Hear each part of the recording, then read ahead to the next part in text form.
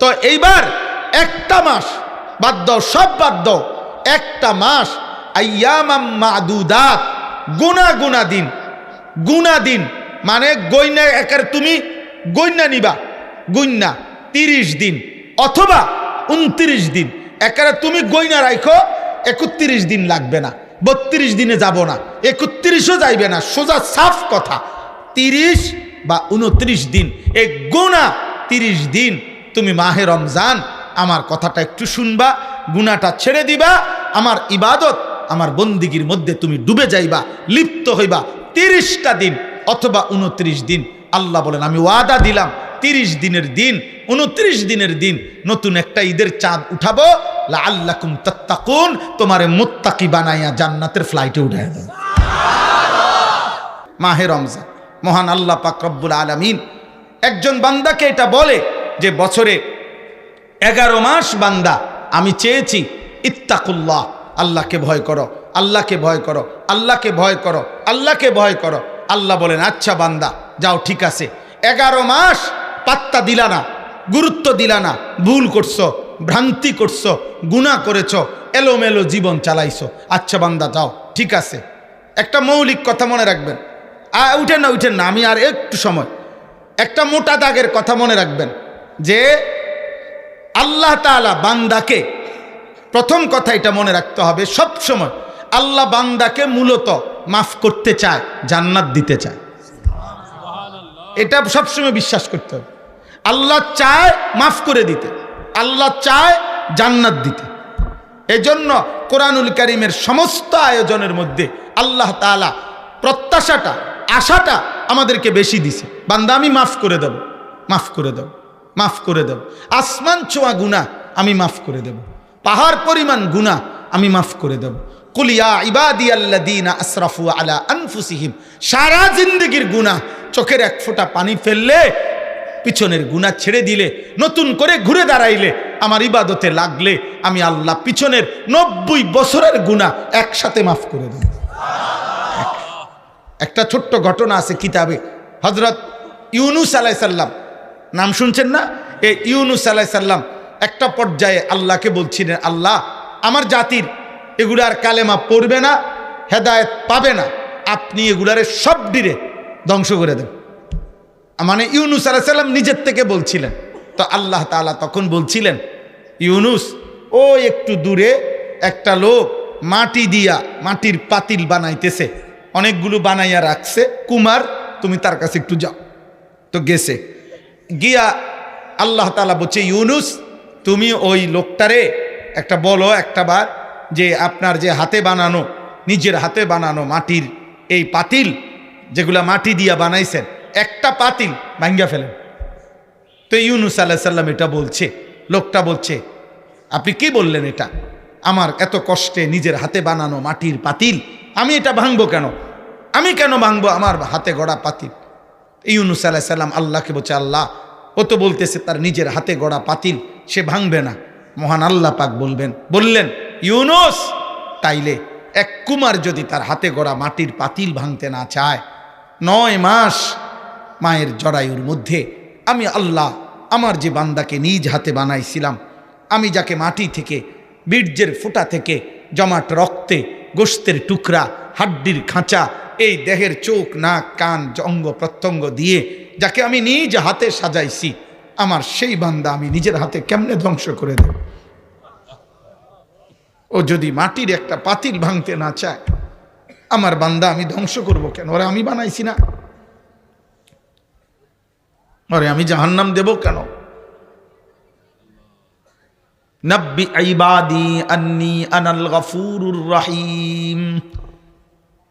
আল্লাহ বলে, বন্ধু আপনি বলে দেন আমার বান্দাদেরকে, আন্নী আনাল গফুরুর রহিম, আমি প্রচন্ড বেশি ক্ষমাশীল, দয়াবান। ওরে শুধু আসতে বলেন, আমার বান্দাকে আমার দিকে ফিরতে বলেন। বান্দা যদি আসে 1 বিঘত, আমি আল্লাহর রহমত মাগফিরাত নিয়ে আসবো 1 হাত। সে যদি আসে 1 হাত, আমি আসবো 2 হাত। আমার বান্দা আসবে গুনাহ নিয়ে, আমার কাছে মাফ চাইতে আসবে হাঁটতে হাঁটতে, আমি রব্বুল আলামিন রহমত মাগফিরাত নিয়ে আসবো দৌড়তে দৌড়তে। ইন আতাইতানি লাইলান আতাইতুকা লাইলা, হাদিসে কুদসিতে আছে আল্লাহ বলে বান্দা গুনাহ নিয়ে যদি রাত গভীরে তুমি আসো, আমি আল্লাহ ওয়াদা দিলাম মাগফিরাত নিয়ে আমি রাত গভীরেই আসব। তুমি আসবে যখন আমি আসব তখন, তুমি বলবে যখন আমি বলবো তখন। বান্দা জমিন থেকে একবার যখন বলে আল্লাহ, আরশ আজিমের মালিক সাথে সাথে বলে লাব্বাইক ইয়া আবদি। বল না বান্দা আমি আছি তো, বল বল না বান্দা কি হইছে, বল কি চাইবো বান্দা বলো, কি লাগবে বান্দা বলো, সব প্রয়োজন আমি পূরণ করব, সব চাওয়া আমি পূরণ করব, বলো না বান্দা। এজন্য দোস্ত এটা মূলনীতি, আল্লাহ বান্দাকে মাফ করতে চায়। আল্লাহ বান্দাকে মূলত কি করতে চায়? জান্নাত দিতে চায়। এই জন্য আল্লাহ বলে বান্দা ঠিক আছে 11 মাসও যখন গুরুত্ব দিলা না, তো এইবার একটা মাস বাদ দাও, সব বাদ দাও, একটা মাস আইয়ামাম মাদুদাত, গুনা দিন, গুনা দিন মানে গইনা একার তুমি গইনা নিবা, গুইনা 30 দিন অথবা 29 দিন একারে তুমি গইনা রাখো, 31 দিন লাগবে না, 32 দিনে যাব না, 31ও যাইবে না, সোজা সাফ কথা 30 বা 29 দিন, এই গুনাহ 30 দিন তুমি মাহে রমজান আমার কথাটা একটু শুনবা, গুনাহটা ছেড়ে দিবা, আমার ইবাদত আমার বন্দিগির মধ্যে তুমি ডুবে যাইবা, লিপ্ত হইবা 30টা দিন অথবা 29 দিন। আল্লাহ বলেন আমি ওয়াদা দিলাম 30 দিনের দিন 29 দিনের দিন নতুন একটা ঈদের চাঁদ উঠাবো, লাআল্লাকুম তাত্তাকুন, তোমারে মুত্তাকি বানাইয়া জান্নাতের ফ্লাইটে উঠাইয়া দেব। এজন্য ঈদের দিন ফেরেশতারা বলে, রোজাদার ইমানদার মুত্তাকি বান্দাকে ডাক দিয়া বলে ইরজিউ, যাও ঘরে যাও আরামসে, কাদ গফারাল্লাহু লাকুম, আল্লাহ সব মাফ করে দিছে, যাও যাও বেডিং টেডিং গুছাও, ব্যস্ত যাইবা জান্নাতের ফ্লাইট। সুবহানাল্লাহ। ইয়া আইয়ুহাল্লাযীনা আমানু কুতিবা আলাইকুমুস সিয়ামু কামা কুতিবা আলাল্লাযীনা মিন ক্বাবলিকুম লাআল্লাকুম তাত্তাকুন। আল্লাহ বলে তোমার এই চারটা কথা এখানে, চারোটাই আল্লাহ আমাদেরকে সান্ত্বনা দিয়া ধীরে ধীরে আগাইছে। ইয়া আইয়ুহাল্লাযীনা আমানু, আমাকেই কেন বলছেন? তুমি না আমার ইমানদার বান্দা, তো তোমারে কইতাম না? তুমি না বলছো কালেমা বিশ্বাস করো, তো তুমি রোজা রাখবা না কেন? এরপরে বলছে কুতিবা আলাইকুম, দেখো এটা কিন্তু আমি লিখে দিছি, ফায়সালা। তো হাদিসের মধ্যে আছে জাফাল কালামু বিমা আনতা লাকিন, যেটা আল্লাহ লিখে ফেলছে, তাকদীরের সিদ্ধান্ত দিয়ে লাইছে, লৌহে মাহফুজে লিখে ফেলছে, এটা কোনো বান্দা ডিঙ্গাইতে পারবে না, এটাকে নড়াইতে পারবে না, এটাকে সরাইতে পারবে না, আল্লাহর ফায়সালার ব্যতিক্রম করতে পারবে না। তো আল্লাহ বলেন কুতিবা আলাইকুমুস সিয়াম, রোজার সিদ্ধান্ত একেবারে লেখা লাইছি, সিদ্ধান্ত করে দিছি।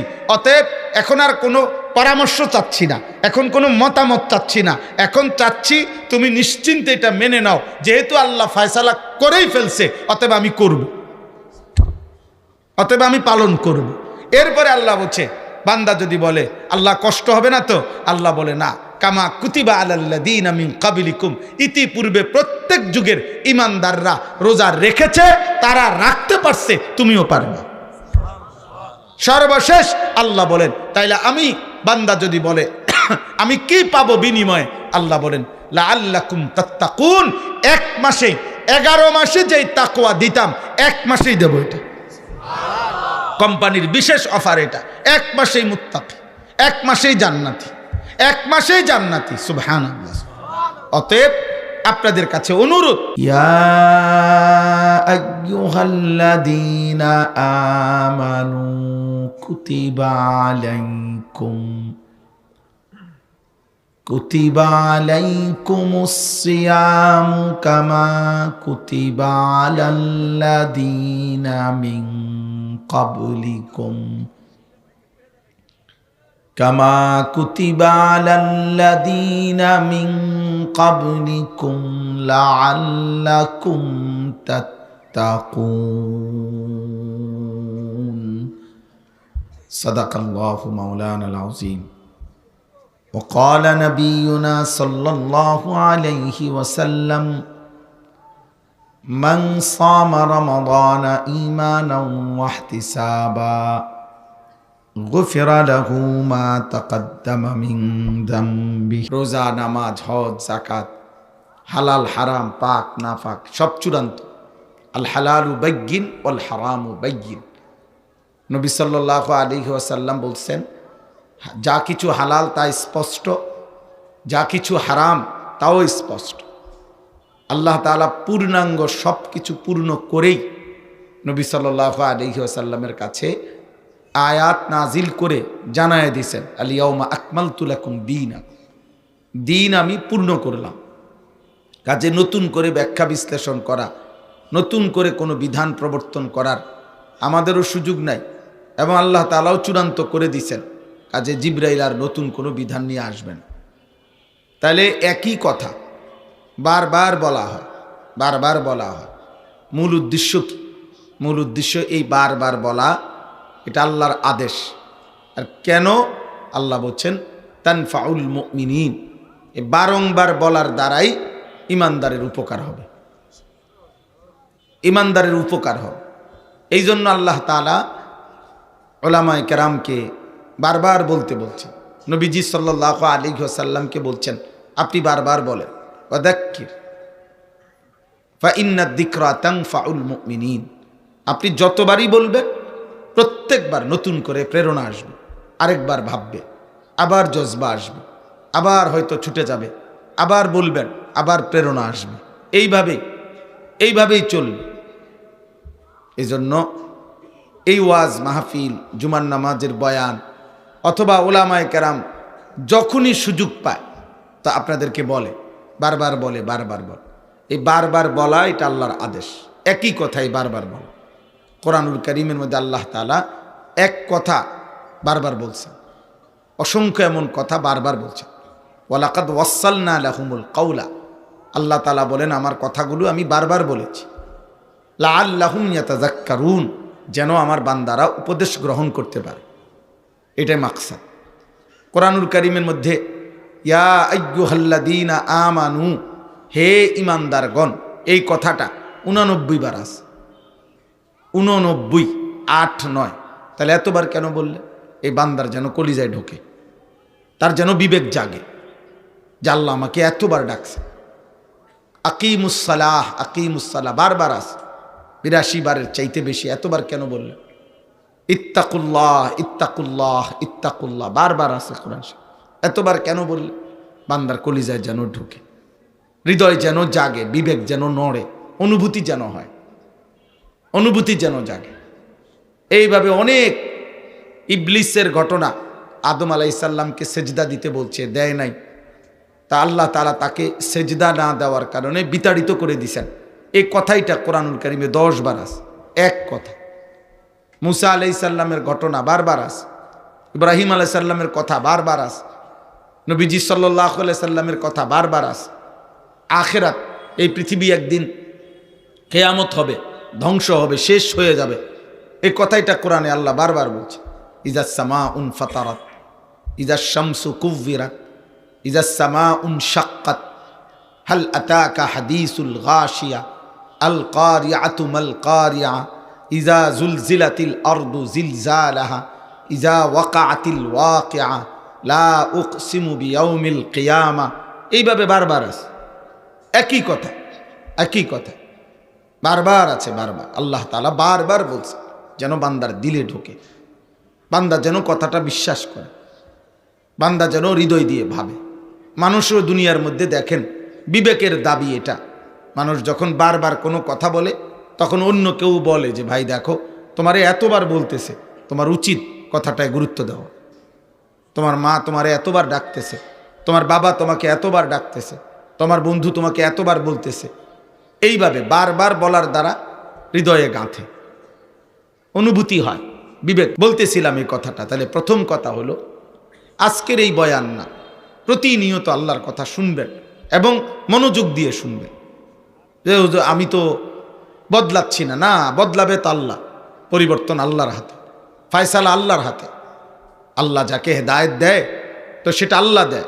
যাকে আল্লাহ দিবে না সিদ্ধান্ত, তাকে, তার জন্য ঈমান, তার জন্য হেদায়েত খুদ রাসূলুল্লাহ সাল্লাল্লাহু আলাইহি সাল্লাম তিনি চেয়েও নিতে পারেন না, নবীগণও চেয়ে নিতে পারেন।